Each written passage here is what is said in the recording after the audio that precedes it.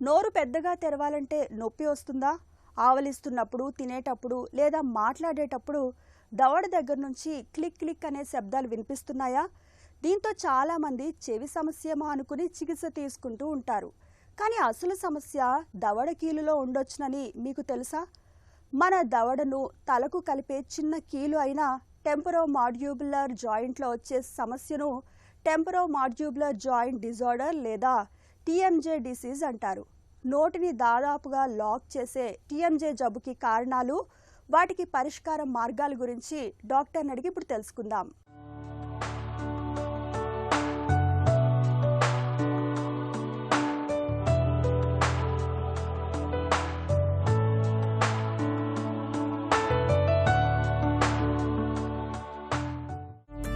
దవడ ఎముక నొప్పికి పంటి నొప్పికి సంబంధం ఉందా?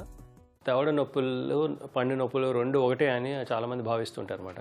ముఖ్యంగా జ్ఞానదంతాలు ఇరుక్కుపోయినప్పుడు చాలామంది నొప్పితో వస్తారు. సో ఆ నొప్పి వచ్చినప్పుడు దవడ నొప్పితో వస్తారు. ఆ దవడ నొప్పి ఉన్నప్పుడు ఈ జ్ఞానదంతాల వల్లే దవడ నొప్పి వస్తుందని చెప్పి చాలామంది భావిస్తుంటారు. కానీ కాదండి.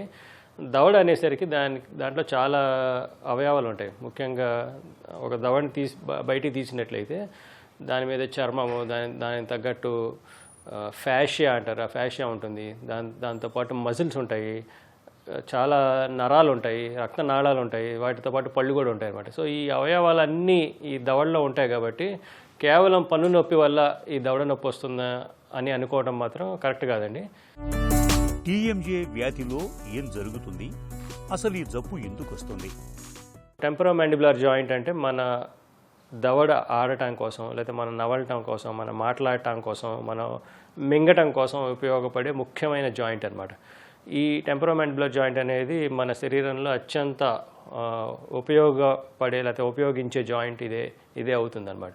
సో ఈ టెంపరోమాండిబ్యులర్ జాయింట్ యొక్క ఇబ్బందులు ఉన్నప్పుడు, అంటే ఈ జాయింట్ తాలూకు లక్షణాలు ఏమైనా ఉన్నప్పుడు చాలాసార్లు ఈ చెవు దగ్గర ఈ ఏరియాలో నొప్పి వస్తుంటుందన్నమాట.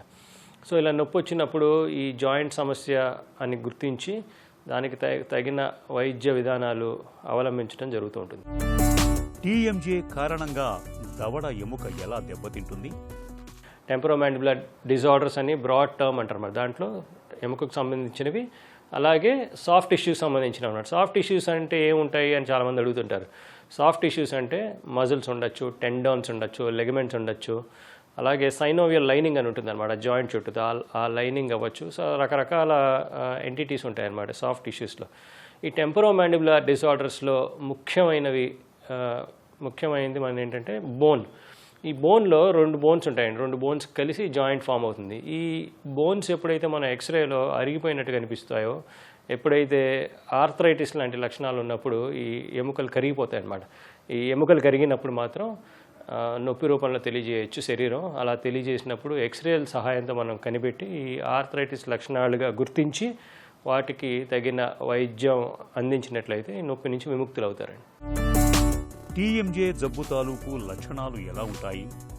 ఈ జాయింట్ ఓపెన్ చేసినప్పుడు, క్లోజ్ చేసినప్పుడు ఈ లెగమెంట్స్, ఈ మజిల్స్ ప్లే అవుతుంటాయి అనమాట, ఆడుతూ ఉంటాయి అనమాట. దాంతోపాటు డిస్క్ అని ఉంటుంది. ఆ డిస్క్ కూడా ముందుకి వెనక్కి జరుగుతూ ఉంటుంది అనమాట.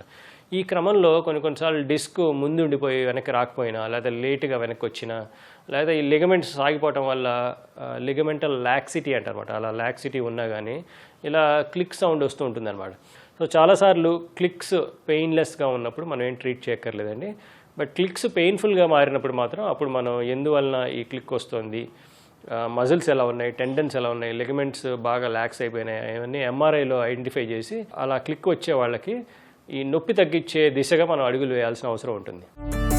ఆర్థరైటిస్ బాధితుల్లోనూ దవడ ఎముక ఎందుకు దెబ్బతింటుంది? ఆ ఆర్థరైటిస్ లక్షణాలు అలాగే అంటే మిగతా జాయింట్స్తో పాటు మన జా జాయింట్స్లో కూడా ఆర్థరైటిస్ యొక్క లక్షణాలు మనం గుర్తించవచ్చండి. ముఖ్యంగా మా దగ్గర పేషెంట్లు జా పెయిన్స్తో వస్తుంటారు, దవడ ఎముక సంబంధించిన నొప్పులతో వస్తుంటారు, అలాగే ఈ కండరాలు కూడా బిగుసిపోయినట్టు వస్తుంటారు. అలాగే మార్నింగ్ లేచినప్పుడు, ఎర్లీ మార్నింగ్ లేచినప్పుడు నోరు తెరవటం ఇబ్బందిగా ఉంటుంది చాలామందికి. ఎర్లీ మార్నింగ్ నిద్ర లేవగానే నోరు తెరిచేటప్పుడు బిగుసుకుపోయినట్టుగా ఉండటం, నోరు తెరిచినప్పుడు బలవంతంగా నోరు తెరవాల్సి వచ్చే అవసరం రావటం, అలాగే నోరు తెరిచేటప్పుడు నొప్పిగా ఉండటం లాంటివి చెప్తుంటారు అన్నమాట. ఎర్లీ మార్నింగ్ మజిల్ పెయిన్స్ అంటారన్నమాట వీటిని.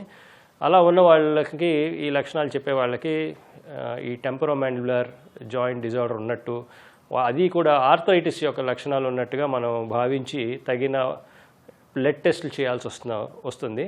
ఆ బ్లడ్ టెస్టులు చేసినప్పుడు చాలా వరకు మనకి ఐడెంటిఫై అయిపోతుందండి ఈ ఆర్థరైటిస్ ఉన్నాయని. జాయింట్ని ఫోకస్ చేస్తూ కోన్ బీమ్ సిటీ స్కాన్ అని ఉంటుంది. అది చేయించినప్పుడు ఈ జాయింట్ ఎముకలో కొన్ని మార్పులు గమనించవచ్చు. రఫ్గా తయారవటం, బీక్ షేప్లో తయారవటం, ఇలాంటివి చూస్తుంటాం అనమాట. ఇలాంటివి ఉన్నప్పుడు బోన్ డిస్ట్రాయ్ అయిపోతుందని చెప్పి మనం గుర్తించి ఇది రుమటాయిడ్ ఆర్థరైటిస్ లేకపోతే మిగతా ఆర్థరైటిస్ లక్షణాలుగా గుర్తించి వాటిని ఎమర్జెన్సీగా ట్రీట్ చేయాల్సిన అవసరం ఉంటుందండి. చికిత్స ఆలస్యమవుతున్న కొద్దీ టీఎంజే జబ్బు ఎందుకు ప్రమాదకరంగా మారుతుంది? టీఎండీకి వచ్చిన స్పెసిఫిక్ డిసీజ్ ఏంటి అని మనం గుర్తించడం అనేది చాలా ముఖ్యం. ఇది అవసరమైన పేషెంట్ రాగానే వాళ్ళని అడిగి వాళ్ళ లక్షణాలను బట్టి వాళ్ళని హిస్టరీ కనుక్కొని వాళ్ళని ఎగ్జామిన్ చేసి వాళ్ళకి తగిన బ్లడ్ టెస్టులు చేయించి అలాగే ఎక్స్రేల సహాయంతో ఎగ్జాక్ట్గా ఏం ప్రాబ్లం ఇది అని ఐడెంటిఫై చేయడం అనేది మోస్ట్ ఇంపార్టెంట్. సో డయాగ్నోసిస్ అనేది మోస్ట్ ఇంపార్టెంట్ అండి. డయాగ్నోసిస్ ఒకసారి చేసిన తర్వాత మనం ఎందువలన వస్తుంది ఈ సమస్య అని గుర్తించడం చాలా ముఖ్యం. చాలాసార్లు ఏమవుతుందంటే కొంతమందికి సైనోవియల్ కాండ్రోమెటోసిస్ అని ఒక సమస్య మొదలవుతుంది అనమాట. ఒక 45-50 ఇయర్స్ దాటిన వాళ్ళకి సడన్గా ఈ జాయింట్ నొప్పి స్టార్ట్ అవుతుంటుంది. సో మనం సైనోవియల్ కాండ్రోమెటోసిస్ అని గుర్తిస్తే దీన్ని అగ్రెసివ్గా ట్రీట్ చేయాల్సిన అవసరం ఉంటుందండి. కొన్నిసార్లు క్యాన్సర్లు కూడా ఈ జాయింట్లో టెంపరోమాండిబులర్ జాయింట్లో క్యాన్సర్స్ కూడా మనం గుర్తించే అవకాశం ఉంటుంది. సో ఇలాంటివి గుర్తించినప్పుడు కాలయాపన చేయకుండా మనం వెంటనే ఇమీడియట్గా ట్రీట్మెంట్ చేయించుకోవాల్సి వస్తుంది. కొన్నిసార్లు సర్జరీస్ కూడా అవసరం అవుతాయి. కాండైల్ తీసేయడం కూడా జరుగుతుంటుంది. సో ఇలాంటివి అర్జెంట్ ఇమీడియట్ బేసిస్ మీద ఇలాంటివి చేయాలి. అలానే కొన్ని డిస్క్ ఎంట్రాప్మెంట్ అంటారు, డిస్ప్లేస్మెంట్ అంటారు. సో వీటి వల్ల ఏంటంటే జా కొంచెం పక్కకు జరగటం, లేకపోతే నోరు తెరిచేటప్పుడు మూసేటప్పుడు కొంచెం క్లిక్ సౌండ్ రావడం ఇలాంటివి చూస్తుంటాం అన్నమాట. ఇలాంటివి పెయిన్లెస్గా లేనప్పుడు, ఎటువంటి లక్షణాలు లేనప్పుడు మనం ఇగ్నోర్ చేయొచ్చండి. టీఎంజే జబ్బును నివారించుకునే అవకాశం ఉందా?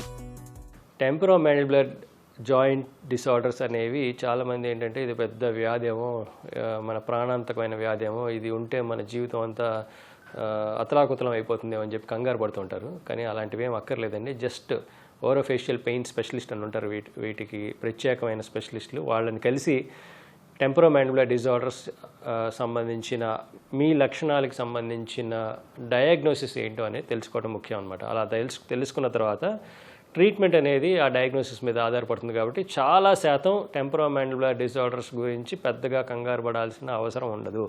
చాలాసార్లు తొందరగానే, తేలిగ్గానే, సింపుల్ వైద్య విధానాలతో, అసలు హోమ్ కేర్తో, అలాగే ఇంటి దగ్గర ఉన్న చిన్న చిన్న మార్పులతో, మన జీవన శైలిలో చిన్న చిన్న మార్పులు చేసుకోవడం వల్ల ఈ లక్షణాలు, ఈ వ్యాధిని పూర్తిగా ఆపేసే అవకాశం ఉంటుందని.